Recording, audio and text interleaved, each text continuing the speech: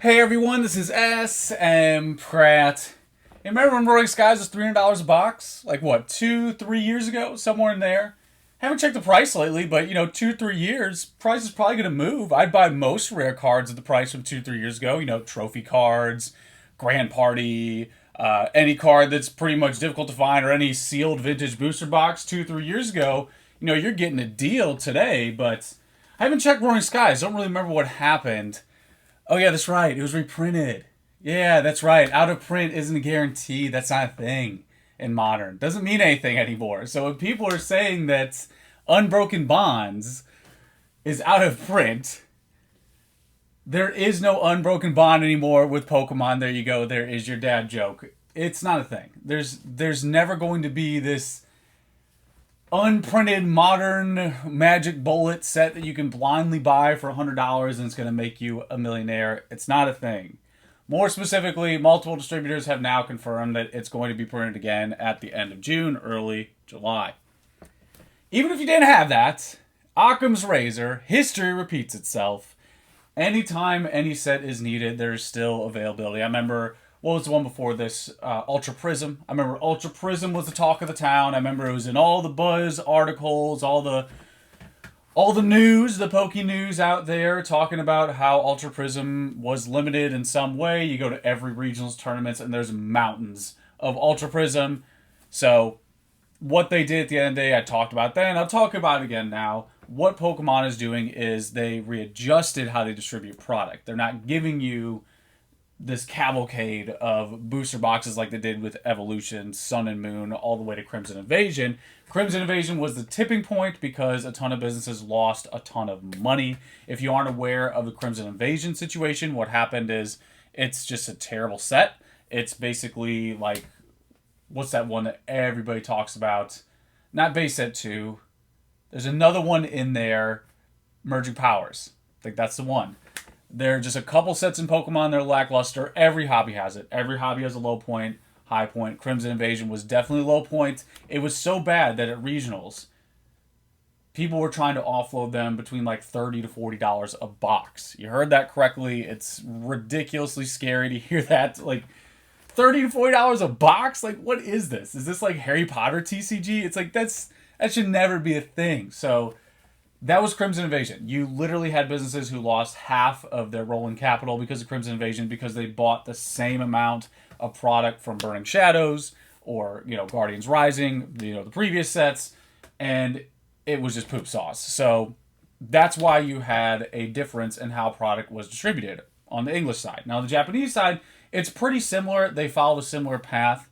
Surprisingly, a bad set in Japanese also is a bad set in English, just because you change the language doesn't make the cards any different. So it was bad over there as well. I think the only different variable with Japan is they're having a boom right now, or they started to have a boom, I would say, about a year ago over there with their modern product. It's become very scarce. It's become more limited. The distribution setup has changed. I've talked about this in Patreon multiple times now, but basically it used to be, hey, if I want to buy Beautiful Steam Siege, I can make a pre-order. I get my pre-order, arrives at my door. If I'm happy, I'm good. That's it. If I want to make another order, I can. Usually it was available for like 6 months to a year at the distribution level. Today, the new set that's coming out, pick your poison. If I put in, let's say, 10 cases, as a business or whatever your order size is, you might get half. If you get your full order, that's great. But a lot of these are getting cut in half, especially on the popular stuff. It's getting cut in half right away on your initial order, and then after that, there is no secondary order. So that's how it is in Japan, and you're not going to get that from your BuzzFeed, whoever the cool hashtag trendy like and subscribe, smash, ring that bell type person who is just fluffing you up. That's the real answer of what's happening. However you want to interpret that is up to you, but that's what's going on. That is how it's set up right now. It's been that way for a year. Again, Crimson Invasion was that turning point for both English and Japanese. English is a little more mysterious. It's always been that way because you have got that saturation who sells directly to market, and you have that issue where you talk to a distributor in the US. It's weird because when I talk to my distributors in Japan, I don't speak the same language, but we understand what we're talking about. When in the US, it's like you can never get a straight answer on anything. So That's why you have these mysterious blurbs that pop up like, oh, out of print. What does that mean? What's the context?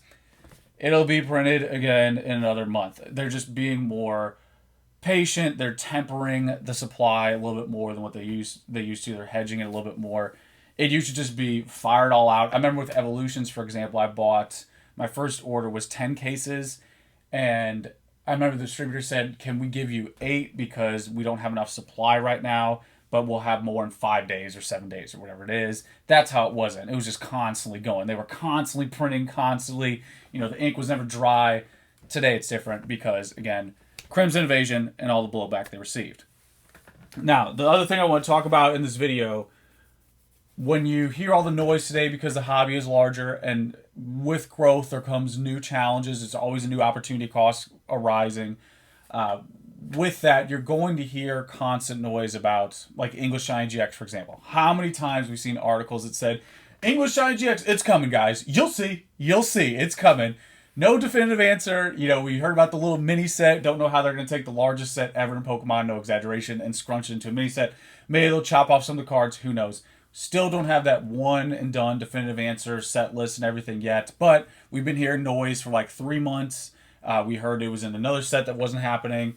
The bottom line is that we're getting these snippets now quicker, and we have to piece it together with time. Everybody wants things instantaneously. But speaking to Modern, while we're talking about the noise and everything, people really have to put Modern in context. People are like, oh, is there opportunity with Unbroken Bonds because it's out of print, whatever. It's like in the beginning. Go back to 2016. Find me a WotC box. And take the worst case scenario. Take the worst Defender WotC box from 2016. Buy it then at the highest price possible, 2016. What is it worth today? It's like, I don't know what... The people who are saying, oh, I wouldn't invest, I wouldn't do whatever. It's like, if you can't buy something to hold for 5 years, you're just not investing. A lot of this attitude I hear about the Unbroken Bond situation is, I want to buy something, do a quick flip, double my money, 6 months to a year, that's it. That's not a reality. And I think that's why you have so many people who are like freaking out about the Unbroken Bond situation. Pokemon is going to print for the players. That's what it's all about. They don't care about collectors. We know that definitively now. They don't care about collectors. They don't care about the secondhand market. What they do care about is supplying and taking that market share for their player base, for the consumer base. That is it. That is why you had to reprint Roaring Skies. That is why you had to reprint Ancient Origins. That is why you had to reprint Primal Clash. And if any of those other sets did anything decently well, they would also get a reprint, because that's where we are. It's just where we are right now. So, no, Unbroken Bonds is not out of print. No, I don't think any Modern set will ever be limited.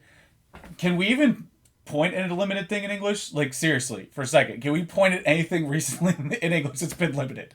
Outside of Worlds cards at a tournament that they have to limit for the tournament, can someone tell me something that is released in English that's limited? Outside of these like little caveat, like Art Academy, whatever, little tiny thing over here. English doesn't do limited. They only do limited when they absolutely have to do limited. So, get this idea of limited English out of your system. It's a dream. It's a fantasy. It's what we want. We want some type of limitation. We don't want saturation, because a nice balance is healthy for everybody. Everybody wins. But again, Pokemon cares about selling product. I think the last thing I'll give you is that these cards, whatever card it is, here we go, Manhole, whatever card it is, these cards are product. To us, the collectors, the crazy collectors, this is a piece of art. I think at the end of the day, you could objectively argue it's art. But that value that we put on this, why we'll pay thousands of dollars, for this card, or $10 for another card, or $1 million for other items. It's like, because of this perceived value, that's us projecting that onto the market. It's not inherently there. So when people are talking about Unbroken Bonds, Modern, all this flipping and ripping mentality, all Modern is at the end of the day is a short-term flip, long-term dip. If you want to get into Modern, it's ride the wave before it crashes. Very risky, very speculative, low margin, ultra optimized. You have businesses now that are spending millions in a year on just new product alone. So that's what you're playing against. That's what you're going against. I think individual collector investors really need to hear that you are now batting against people who are spending millions of dollars a year on their inventory. It doesn't matter if they're a business or not. Those are the people you're competing against. So, when you casually buy one box or even one whole case, and it goes up, what, 5% over 3 years, 5 years? It's like, just put that in a high yield savings account and forget about it. Enjoy your life. Like, stop worrying about if it's going to be printed, if it's not going to be printed. Stop picking petals. Enjoy the hobby. That's what it's supposed to be. If you're going to invest, buy something that has difficulty. Hold it for 5 years minimum. Hopefully it goes up. If it doesn't, too bad. There's no guarantees in life. There it is. That's what I have. That's the unbroken bond situation. Just wanted to also tie in that thing about investing, because I think that's why you hear so much noise. It's why so many people want to know what's going on, because they want to strategize and make their quick money. But again, limited English is not a thing. Stop trying to make it happen. It's not a thing. I have been more than disappointed by English for 15 years now. I have 15 years of disappointment to commiserate with you and go into therapy with you about. It's just not a thing. English limited doesn't happen. There you go. Let me know your thoughts, guys. It's everything I have. Till next time.